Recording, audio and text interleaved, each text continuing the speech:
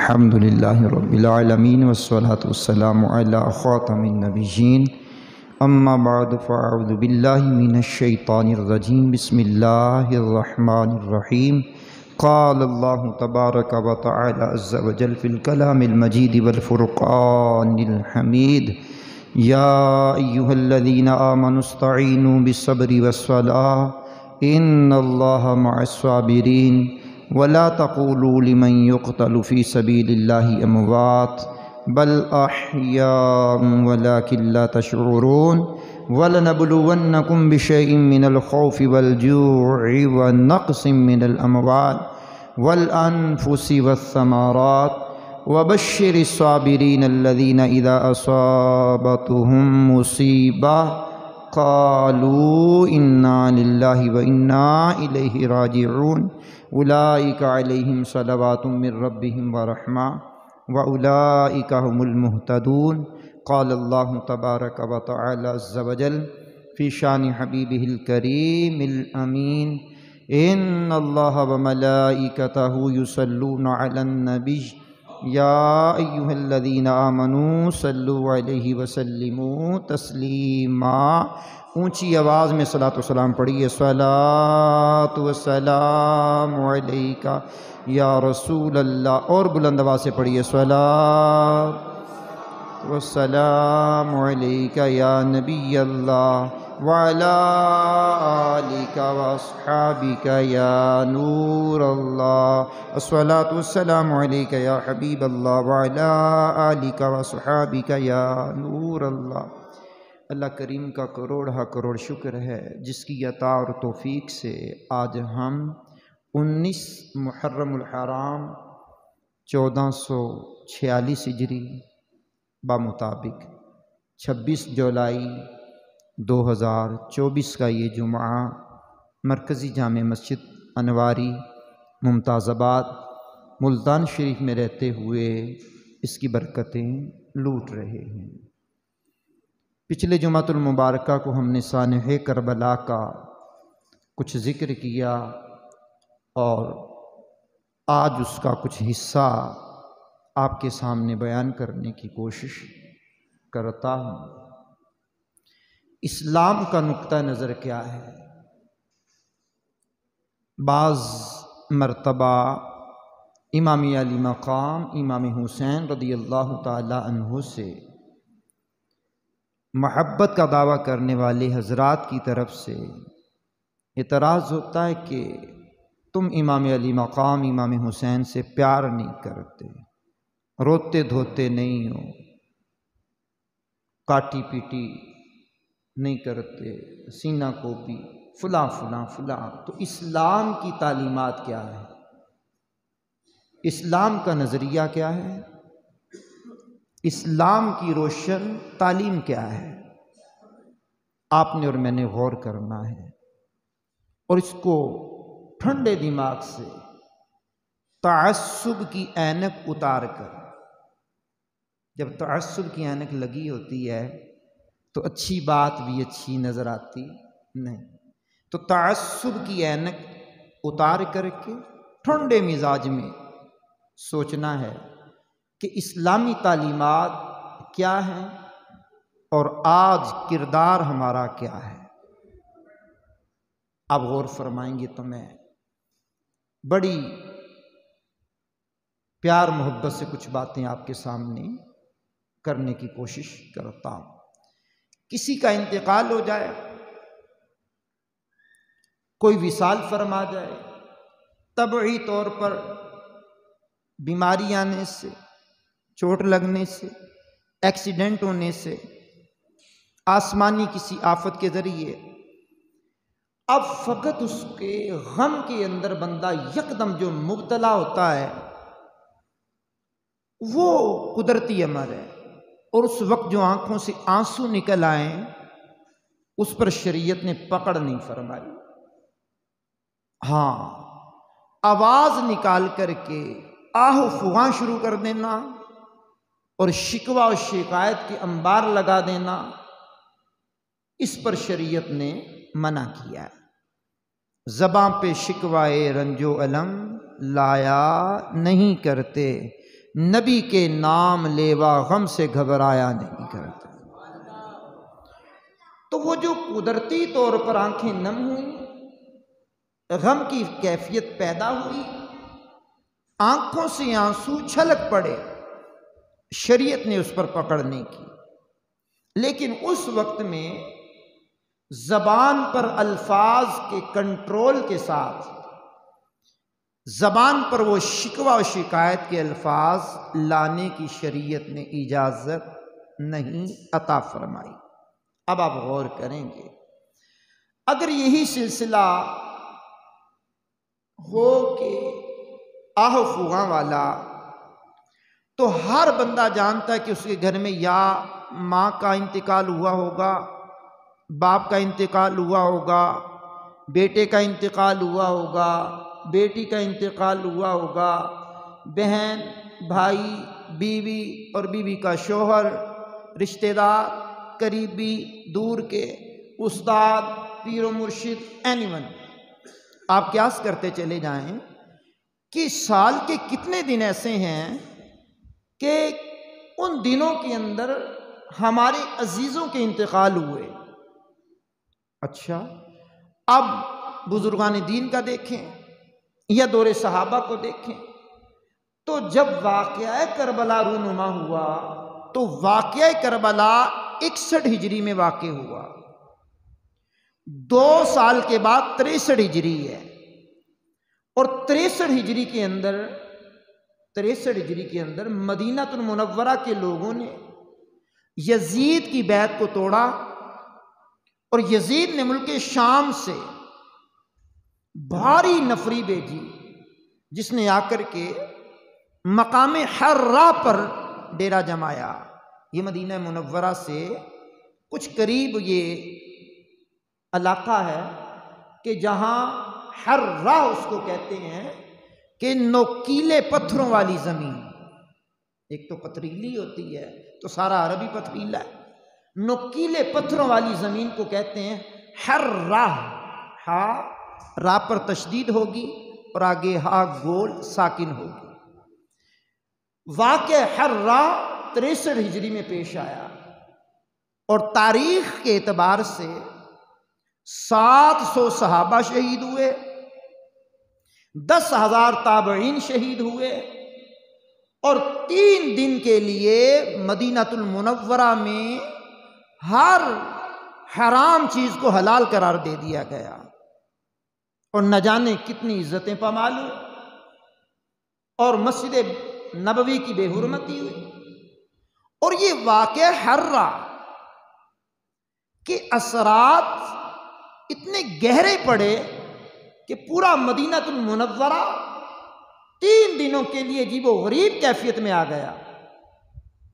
اب وہ کہ اس کی کیفیات کا لوگ انکار کریں یا اقرار کریں، تاریخ کے راویوں پہ بحث کریں یا تاریخ کے راویوں پر کلام کریں، لیکن واقع حرہ تو رونما ہوا، اس کی کیفیات بھی جو علماء کی اختلافات کے ساتھ بیان کی گئی ہے، لیکن یہ واقعہ رونما تو ہوا، شہادتیں تو اتنی ہوئی نا۔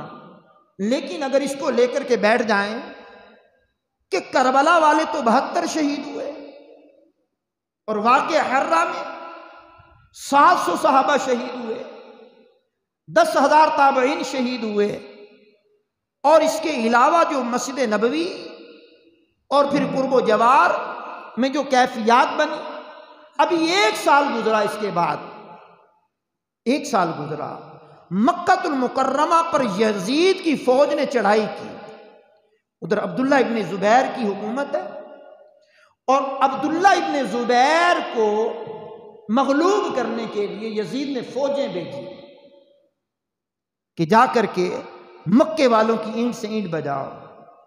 اب 64 ہجری ہے، یہ 64 ہجری کے اندر مکہ المکرمہ پر سنگ باری ہوئی۔ من جنیق میں یہ توپ نما اس وقت میں ایک مشین ہوتی تھی جو لکڑوں سے تیار کی گئی، اور اس کے اندر گولا رکھا جاتا یا پتھر بڑا رکھا جاتا، پھر پھینکا جاتا، اور پھر اپنے ہدف پر وہ جا کر کے گرتا، جس طرح آج توپ کام کرتی ہے۔ وہ من جنیق میں آگ کے گولے بنا کر کے حرم کعبہ میں ڈالے گئے، جس کی وجہ سے کعبے کا غلاف بھی جلا اور شہادتیں بھی ہوئیں اور مکہ المکرمہ کی بے حرمتی بھی ہوئی۔ آپ غور کر لیں، عثمان غنی پر 40 دن پانی بند ہوا، پھر شہید ہوئے، مولا کائنات کو شہادت نصیب ہوئی، اور اس کے ساتھ ساتھ ساری باتیں اظہر من الشمس، فاروق اعظم کا قتل ہوا، شہادت کا رتبہ پایا۔ اگر یہ رونا پیٹنا شروع کر دیں تو ہمارا تو ساری زندگی رونے میں گزر جائے۔ اسلام کی تعلیمات تو یہ نہیں ہے، اسلام کا نقطہ نظر تو یہ نہیں ہے۔ تاریخ اسلام کا سب سے تاریک دن جب نبی رحمت صلی اللہ علیہ وسلم دنیا سے گئے، کائنات میں اندھیرا نہیں چھایا، اس شاخ پر قیامت قائم نہیں ہوئی۔ ہم اہل سنت و جماعت کے لوگ حضور سے محبت کا دعویٰ کرتے ہیں، دلیل رکھتے ہیں، ان کی محافل کرتے ہیں، ان کا ذکر کرتے ہیں، لیکن وہ تاریک دن تاریخ اسلام کہ جب نبی رحمت دنیا سے گئے، اللہ اکبر، اگر آہو فغاں کرنا مقصود ہوتا تو ہر مرتبہ وہ دن حضور کے وصال کا جب پلٹ کر کے آئے تو امت کو رونا دھونا چاہیے، امت کو آہو فغاں کرنی چاہیے۔ لیکن اسلام کی تعلیمات یہ نہیں ہے، اسلام کی تعلیمات یہ ہے کہ ان کی ولادت پر جشن منایا جائے، ان کے آنے پر جشن منایا جائے، اور جو دنیا سے گئے ہیں محبت کا تقاضا یہ ہے کہ ان کا ذکر تو کیا جائے، ان کے کمال تو بیان کیے جائیں، ان کے فضائل تو بیان کیے جائیں، ان کے معجزات تو بیان کیے جائیں، ان کی سیرت تو بیان کی جائے، ان کا کردار تو بیان کیا جائے، ان کے فضائل و مناقب تو بیان کیے جائیں، لیکن یہ صف ماتم نہ بچھائی جائے۔ یہ اسلام کا نظریہ ہے۔ آپ غور کریں کہ جب نبی پاک صلی اللہ تعالیٰ علیہ وسلم کا وصال پرملال ہوا، صحابہ کی جو کیفیات بنی تھی، الامان الامان الامان، اور غسل دینے والوں میں خود مولا کائنات مولا مرتضیٰ مشکل کشا فاتح خیبر موجود ہیں، اور صف اول میں ہیں غسل دینے والے، اور ان کا خطبہ بوقت وصال غسل دیتے ہوئے جو انہوں نے خطبہ ارشاد فرمایا، وہ اہل تشیع کے ہاں بہت معتبر کتاب مانی جاتی ہے، نہج البلاغہ۔ اس میں تمام تر خطبے مولا علی کی طرف منسوب ہیں، اور مطبوع ایران کا۔ اور اس کے علاوہ اگر آپ نیٹ پر توجہ رکھتے ہیں تو آپ گوگل پہ جائیں، سرچ کریں نہج البلاغہ، تو نہج البلاغہ آپ کے سامنے آئے گی۔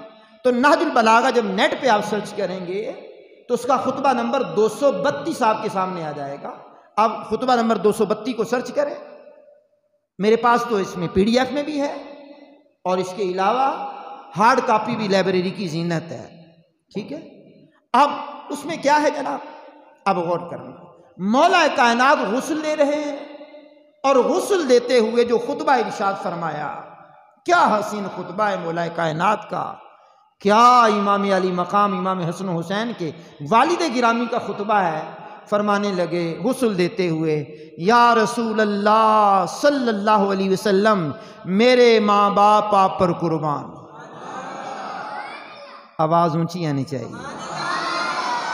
کیا غسل دیتے ہوئے، میرے ماں باپ آپ پر قربان۔ اگلا جملہ سنیے مولا کائنات کا، آپ کی وفات سے ہم نبوت، غیب کی باتوں، آسمان کی خبروں سے محروم ہو گئے، مطلب دروازہ نبوت بند ہو گیا۔ جو غیب کی خبریں حضور کے ذریعے موصول ہوتی تھی ختم ہو گئیں۔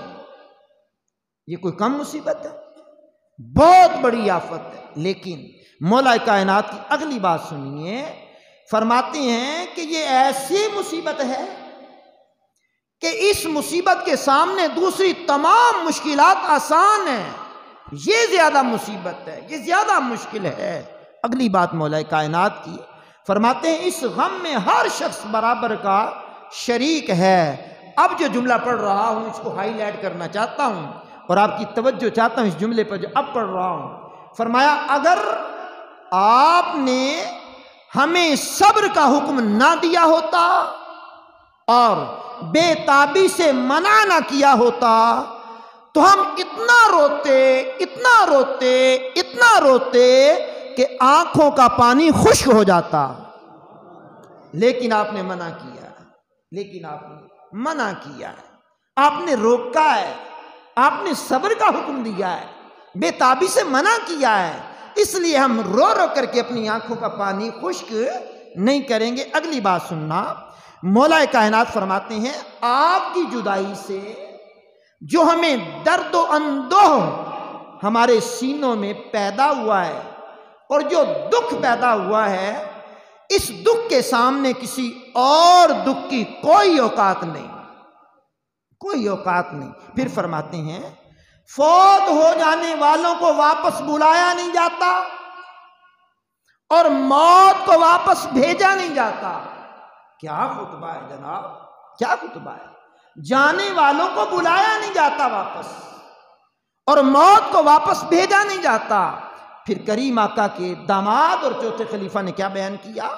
فرمانے لگے میرے ماں باپ آپ پر قربان، پہلے بھی یہی جملہ تھا، میرے ماں باپ آپ پر قربان، آپ اپنے رب کے پاس جا کر ہمیں یاد رکھنا اور خود ہمارے اوپر نظر کرم رکھنا۔ اب یہ نہج البلاغہ کا خطبہ نمبر 232 انٹرنیٹ کے ذریعے آپ گوگل پہ سرچ کریں، اور مطبوعہ ایران جو ہے اس کا صفحہ نمبر 336 میں یہ رقم ہے خطبہ مولا کائنات کا، اور اس کے اندر جو جملہ آپ کے سامنے بیان کیا ہے کہ اگر آپ نے صبر کی تلقین نہ کی ہوتی اور صبر کی وصیت نہ کی ہوتی، صبر کا حکم نہ دیا ہوتا، اتنا روتے کہ آنکھوں کا پانی خشک ہو جاتا۔ لیکن کمال مولا کائنات کا ضبط ہے، اپنے آپ پہ کنٹرول بھی کیا ہوا ہے اور حضور کو غسل بھی دے رہے ہیں۔ پتا چلا کہ صبر کا جو مقام ہے وہ کیا بات ہے۔ آواز اونچی آئے بھائی۔ اب اگلی بات سنیے گا، اس خطبے کو غور سے سننے کے بعد اب صاحب مشکات نے ایک حدیث لکھی ہے، صاحب مشکات نے ایک حدیث لکھی ہے۔ مشکات وہ کتاب حدیث کی کہ جس میں پوری صحیح ستہ، بخاری، مسلم، ابن ماجہ، سنن نسائی، ترمذی اور ابو داود، یہ ساری کتابوں کی منتخب احادیث ہیں مشکات میں۔ اب صاحب مشکات نے لکھا ہے کہ کریم آقا علیہ الصلوۃ والسلام نے ارشاد فرمایا موت مومن کے لیے تحفہ ہے۔ کیا بات ہے، موت مومن کے لیے تحفہ ہے۔ اور بھائی تحفہ مل رہا ہو تو آگے بندہ جزاک اللہ کہتا ہے، آگے بندہ شکریہ ادا کرتا ہے، تھینکس کہتا ہے، آگے بندہ کہتا ہے جناب مہربانی، جزاک اللہ، یہی جملے کہتا ہے نا۔ تو مومن کے لیے موت تحفہ ہے، اور جب عام مومن کے لیے موت تحفہ ہے تو شہادت کتنا بڑا تحفہ ہے، شہادت کتنا بڑا تحفہ ہے، شہادت کتنا بڑا مقام ہے۔ اس شہادت کے مقام کو سمجھنے کے لیے امام بخاری کی ایک بیان کردہ حدیث جو امام بخاری نے بھی لکھی، امام مسلم نے بھی لکھی، المستند میں بھی یہ حدیث موجود ہے۔ میرے کریم آقا رحیم آقا صلی اللہ تعالی علیہ وسلم نے ارشاد فرمایا، کیا حسین ارشاد ہے، فرمایا اللہ کی قسم میری یہ خواہش ہے کہ میں اللہ کی قسم میری یہ خواہش ہے میں اللہ کی راہ میں شہید کر دیا جاؤں، پھر زندہ کر دیا جاؤں، پھر شہید کر دیا جاؤں، پھر زندہ کر دیا جاؤں، پھر شہید کر دیا جاؤں، پھر زندہ کر دیا جاؤں، پھر شہید کر دیا جاؤں، پھر زندہ کر دیا جاؤں۔ 4 مرتبہ حضور نے شہادت کا ذکر کیا یہاں کہ شہادت وہ مقام ہے، شہادت وہ رتبہ ہے، شہادت وہ منصب ہے جو مومن کو اللہ عطا کرتا ہے۔ میرے کریم آقا بار بار اللہ کی راہ میں شہادت کا عرض کر رہے ہیں، شہادت کے بعد بھی زندہ کر کے پھر شہید کر دیا جاؤں۔ اب اس بات کو سمجھنے کے لیے قرآن کریم کی جو میں نے آیات پڑھی ہیں اس کی آیت نمبر سورہ بقرہ کی آیت نمبر 154 کی تفسیر بیان کرتے ہوئے ایک حدیث بڑی پیاری لکھی ہے علماء نے۔ حضرت سیدنا انس بن مالک سے مروی ہے، اللہ کریم کے محبوب علیہ الصلوۃ والسلام نے ارشاد فرمایا ایک بندے کو شہادت کے بعد جنت میں مالک بھیج دے گا، پھر اس کو اللہ کے دربار میں لایا جائے گا، رب کائنات اس سے پوچھے گا، مفہوم حدیث پڑھ رہا ہوں، رب کائنات اس سے پوچھے گا تو نے ہماری جنت کو کیسا پایا؟ اور میں انواری مسجد والوں آپ کو بار بار یہی کہتا رہوں گا کہ اونچی بولیں، او شہید ہو جانے والے، آپ نے ہماری جنت کو کیسا پایا؟ وہ کہے گا مالک بڑی کمال کی جگہ ہے۔ اب حضور فرماتے ہیں اللہ کریم اسے فرمائے گا، او بندے تیری کوئی خواہش ہے، تیری کوئی تمنا ہے؟ او بھائی اب بندہ تو جنت میں پہنچ گیا، اب کیا تمنا ہے اس کی، اب کیا خواہش ہے، منزل مقصود تو پا لی ہے۔ وہ بار الہ میں شہادت کا رتبہ بیان کرتے ہوئے عرض کرے گا، بار الہ میری تمنا ہے کہ تو مجھے دنیا میں بھیج، میں 10 مرتبہ تیری راہ میں شہید کر دیا جاؤں۔ کیا بات، 10 مرتبہ تیری راہ میں قتل کر دیا جاؤں، شہید کر دیا جاؤں، حدیث کے لفظ ختم۔ اب جو لفظ پڑھ رہا ہوں غور سے سننا، حدیث سے تعلق نہیں ہے اس کا، لیکن اس حدیث سے اخذ کرتے ہوئے ایک جملہ پڑھنے لگا ہوں۔ میں نے کہا اس شہید کو بوقت شہادت جو سرور ملا، جو کیف ملا، جو اسے لذت محسوس ہوئی ہے، وہ چاہتا ہے کہ بار بار میں اللہ کی راہ میں شہید کر دیا جاؤں، وہی لذت مجھے دوبارہ ملے۔ تو بھائی مارکہ حق و باطل میں مال غنیمت حاصل کرنا مقصود نہیں ہوتا، گھوڑے کسی کے چھین لینے، اونٹ کسی کے چھین لینے، اسلحہ کسی کا لے لینا، اگلا مغلوب ہو جائے تو درم و دینار لے کر کے آ جانا، بندوں کو قید کر لینا، یہ مقصود نہیں ہے۔ یہ تو ڈاکٹر اقبال نے کلیات میں لکھا ہے، شہادت ہے مطلوب و مقصود مومن، نہ مال غنیمت نہ کشور کشائی۔ تو شہادت مطلوب ہے، تو آپ نے غور کیا کہ رب کائنات کے حبیب نے موت کو تحفہ قرار دیا، تو شہادت اس سے بڑا تحفہ۔ اور پھر حضور کی حدیث ہے کہ میں اللہ کی راہ میں شہید کر دیا جاؤں، قسم کھا کر کے کہا، پھر زندہ کر دیا جاؤں، یہ 4 مرتبہ حضور نے بیان کیا۔ پھر 10 مرتبہ انس بن مالک سے مروی ہے کہ ایک شخص کو لایا جائے گا، وہ کہے گا دنیا میں بیچ 10 مرتبہ تیری راہ میں شہید کر دیا جاؤں۔ تو میں نے کہا ہاں اب مجھے کہنا چاہیے قتل حسین اصل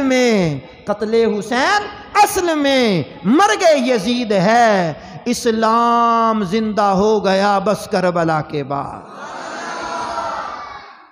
اسلام زندہ ہوتا ہے ہر کربلا کے بعد۔ کون سی کربلا؟ اور حسین تو ایک ہی ہے، اللہ اکبر۔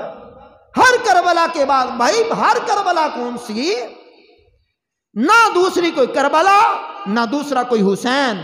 ہاں اب شعر بنے گا ہر کربلا کے بعد نہیں، اسلام زندہ ہو گیا بس کربلا کے بعد۔ اب اگر طبیعت اجازت دے تو امام علی مقام کو ہم ہائے ہائے کر کے نہیں پکارتے، میں کہوں گا کربلا کا شاہ حسین۔ آپ نے کہا واہ حسین یا حسین، کربلا کا شاہ حسین، اونچی آواز ہے، کربلا کا شاہ حسین، اونچی بولیے، کربلا کا شاہ حسین، کربلا کا شاہ حسین۔ ہم تو واہ حسین کرنے والے ہیں۔ اگر موت سے ڈر کر، شہادت سے ڈر کر اگر رونا پیٹنا شروع کر دیا جائے، صفے ماتم ساری زندگی بچھا لی جائے، تو جہاد کی اہمیت کو ختم کیا جائے گا۔ غیر مسلم ہمارے اوپر ہنسیں گے، غیر مسلم تانا دیں گے، تمہارے اندر قوت نہیں، جذبہ نہیں۔ ہم تو کہتے ہیں بقول بریلی کے امام، آقا کروں تیرے نام پہ جہاں فدا، بس ایک جہاں کیا 2 جہاں فدا، 2 جہاں سے بھی نہیں جی بھرا، کروں کیا کروڑوں جہاں نہیں۔ کیا کریں کروڑوں جہاں نہیں، تیرے نام پر سر کو قربان کر کے تیرے سر سے صدقے اتارا کروں میں، حبیب خدا کا نظارہ کروں میں۔ میرے شیخ، میرے ہادی، میرے رہبر، میرے پیر، میرے امیر اہل سنت حضرت علامہ مولانا ابو بلال ذو الفضل والکمال الیاس قادری صاحب بھی کیا تمنا کرتے ہیں، کہتے ہیں تیرے نام پر ہو قربان میری جان جان جانا، ہو نصیب سر کٹانا مدنی مدینے والے۔ کیا بات ہے جناب، حضور نبی کریم صلی اللہ علیہ وسلم پر فدا ہونے کی کیا بات ہے۔ تو اس لیے امام عشق و محبت کے بھائی مولانا حسن رضا خان صاحب نے کہا تھا، گھر لٹانا سر کٹانا کوئی تجھ سے سیکھ جائے، جان عالم ہو فدا اے خاندان اہل بیت، اپنا سودا بیچ کر بازار سونا کر گئے، کون سی بستی بسائی خاندان اہل بیت۔ تو اپنے عزیز و اقارب و اکابرین امت کی شہادت پر سوگ کی کیفیت کا بنا لینا اور صفِ ماتم بچھا لینا شریعت اسلامیہ میں اس کی اجازت نہیں ہے۔ عام بندہ شہید ہو جائے، عام بندہ فوت ہو جائے تو 3 دن تک سوگ جائز ہے۔ اگر کسی شوہر کا انتقال ہو جائے تو وہ بیوی 4 مہینے 10 دن کے لیے 4 مہینے 10 دن کے لیے سوگ منا سکتی ہے غیر حاملہ۔ اگر اس کے پیٹ میں بچہ ہو تو پھر جب بچے کی ولادت ہو جائے اس کا غم درد سوگ ختم، عدت ختم۔ 4 اشہر و عشرا، یہ سورہ بقرہ میں ہے۔ اور میرے عزیز میرے کرم فرما، اگر ابتدائی مہینے میں 1 تاریخ کو انتقال ہوا تو 4 مہینے 10 دن، 2 3 4 کو یا 15 20 25 کو انتقال ہوا تو پھر عدت ہوتی ہے 130 دن۔ 130 دن عدت کے گزریں گے تو پھر عورت غیر حاملہ عدت سے باہر آ جائے گی۔ اور عام بندے کا جب انتقال ہوتا تو 3 دن۔ ہاں، ہر سال کے بعد مذہب مہذب اہل سنت و جماعت کا طریقہ یہ ہے کہ ہم ان کی یاد مناتے ہیں۔ آواز کم ہو یا زیادہ، ہم ان کی یاد مناتے ہیں، ان کا کردار بیان کرتے ہیں، ان کی سیرت بیان کرتے ہیں، ان کی صورت بیان کرتے ہیں، ان کا حوصلہ بیان کرتے ہیں، ان کے کمال بیان کرتے ہیں، فضائل بیان کرتے ہیں، ان کا رتبہ بیان کرتے ہیں، ان کی شخصیت کو واضح کرتے ہیں، ایصال ثواب کرتے ہیں، محافل کا انعقاد کرتے ہیں۔ تو یہ شریعت میں بہت عمدہ اور پسندیدہ ہے۔ سبحان اللہ۔ جو میں نے قرآن کریم کی آیت بینہ پڑھی ہے اس کا تعلق ہے سورۃ البقرہ کی آیت نمبر 153، 54، 55، 56، 57۔ اب یہ پنجتن پاک کی برکت سے 5 آیات، پنجتن پاک کی برکت سے 5 آیات۔ اب ان آیات کا سیاق و سباق، ان آیات کے الفاظ اور ان آیات کے الفاظ کا چناؤ اور آپ کی توجہ درکار ہے۔ سنیے قرآن کا لہجہ، سنیے قرآن کا انداز، سنیے۔ یا ایھا الذین آمنو، اے ایمان والو، استعینوا، استعانت اختیار کرو، بالصبر، صبر سے، والصلاۃ، نماز سے، ان اللہ مع الصابرین، شک نہ کرنا اللہ صبر کرنے والوں کے ساتھ ہے۔ ٹھیک ہے، ابھی شہادت کا تو ذکر ہی نہیں ہوا، شہادت کا تو ذکر ہی نہیں ہوا۔ اب اگلا جملے جو ہے وہ شہادت سے تعلق ہے۔